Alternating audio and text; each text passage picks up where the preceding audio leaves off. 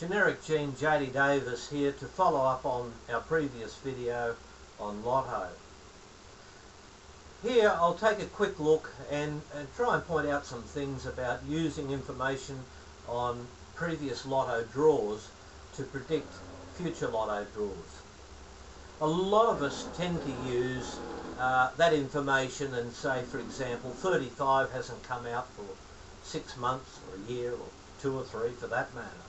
So it must be due, so they include 35 in the numbers. That's all very well and good, and it sounds feasible, but each individual Lotto draw is a random process to the last. So on the law of probability, it just doesn't really work that way. What we can say is that if 35 was twice as heavy as the other balls in the machine, this would be a bias in the system, an imperfect ball.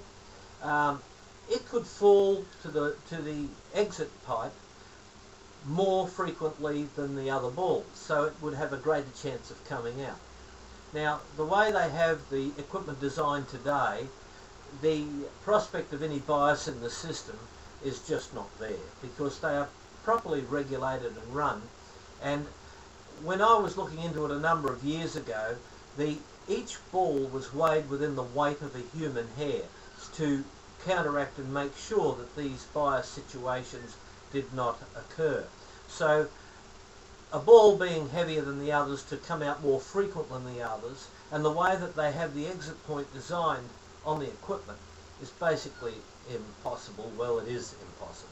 So you can trust in a proper regulated game that these bias and imperfections aren't there unless there was some sort of human interference, which may occur on some occasions, but I have not heard of one as yet, and it's unlikely to happen.